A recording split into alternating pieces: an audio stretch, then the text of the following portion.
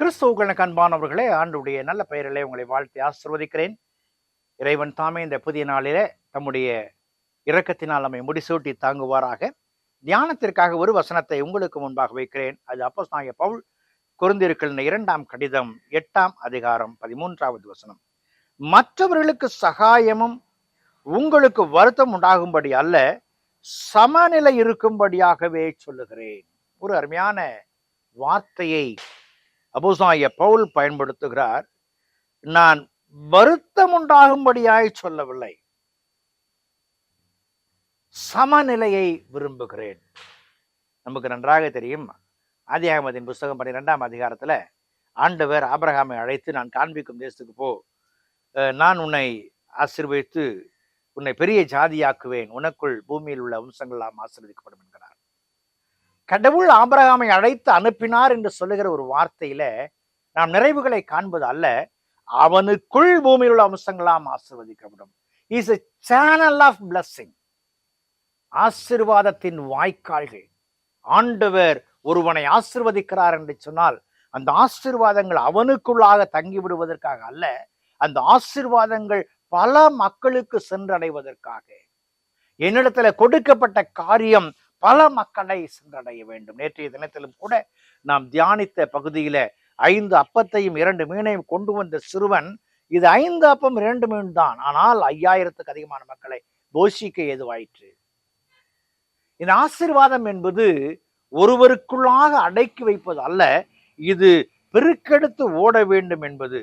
அது எல்லா மக்களையும் சமப்படுத்த வேண்டும், சமநிலை பிரமாணத்தை அங்கே வைக்க வேண்டும். மக்கதோனிய திருச்சபையின் மக்கள் தங்களுடைய இயலாமையிலே தங்களை ஆண்டவருக்கு கொடுத்தவர்கள், தங்களுடைய இயலாமையிலே தங்களிடத்துல உண்டானதை ஊழியக்காரனுக்கு வாரி கொடுத்தவர்கள், அவருடைய வாழ்வு நிலைகள்ல சிறப்பான மேன்மைகளை கண்டதாக நாம் வேதத்துல வாசிக்கிறோம். மேசிடோனியன் கால் என்று சொல்வது சிறப்பான ஒன்றாய், எங்களுக்கு உதவுங்கள் என்று சொல்லுகிற அவருடைய அழைப்பு மிகப்பெரிய அழைப்பாய் காணப்படுகிறது. இன்றைக்கு என்னை ஆண்டவர் ஆசீர்வதித்தார் என்று சொன்னால், இந்த ஆசீர்வாதம் நானும் என் மனைவியும் என் பிள்ளைகளும் வைத்துக் கொள்வதற்கு என்று சொல்லி நாம் நினைப்போம் என்று சொன்னால் அது தவறு.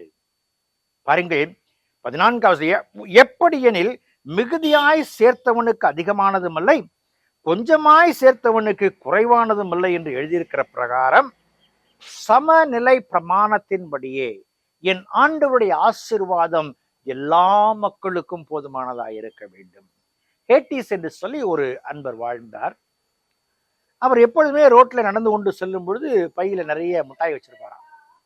அதை எல்லாத்தையும் எடுத்து சிறுபிள்ளைகளை பார்க்கும் பொழுது மகிழ்ச்சியோடு சிரித்து கொண்டே அவர்களை வாழ்த்தி அவர்களுக்கு மிட்டாய் கொடுப்பார். அவங்களாம் ரொம்ப சந்தோஷமா ஆயிட்டு போவாங்க. பெரியவங்களை பார்த்தா அவங்க பக்கத்துல போயிட்டு, காசு கொடுங்க எனக்கு, காசு கொடுங்க எனக்கு. He is not a beggar.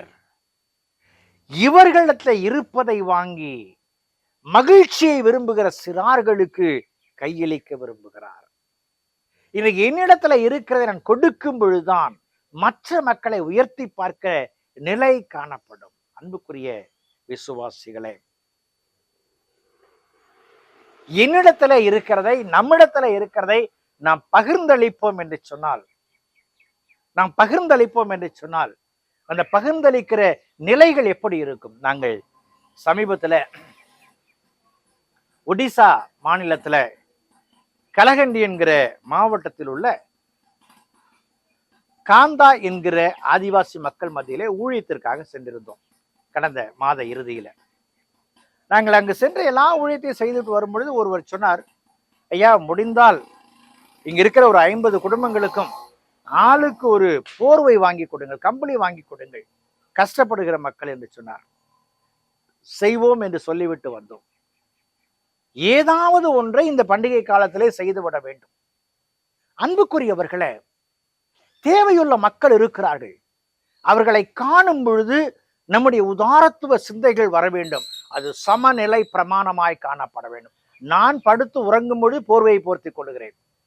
போர்த்தி கொள்வதற்கு போர்வை இல்லாத ஒரு இடத்துல ஒரு மக்கள் இருக்கிறார்கள். நான் என்ன செய்ய போகிறேன்?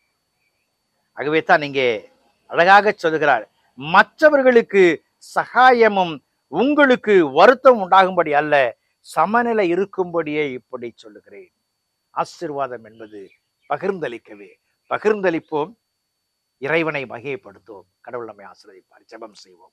அன்பின் ஆண்டவரே, இந்த நாளுக்காய் இந்த வேளைக்காய் நன்றி செலுத்துகிறோம். உம்முடைய திருக்கரங்களை எங்களை தாழ்த்தி ஒப்புக் கொடுக்கிறோம் சுவாமி. நலமான நன்மையான ஈவுகளை தாரும். நீர் எங்களுக்கு தந்த ஆசிகளை மற்ற மக்கள் பகிர்ந்து உம்முடைய நாமத்தை மையப்படுத்த நீர் கிருபை பாராட்டும். இயேசுவின் ஜெபிக்கிறோம் ஜெபங்கள் பிதாவே. ஆமென்.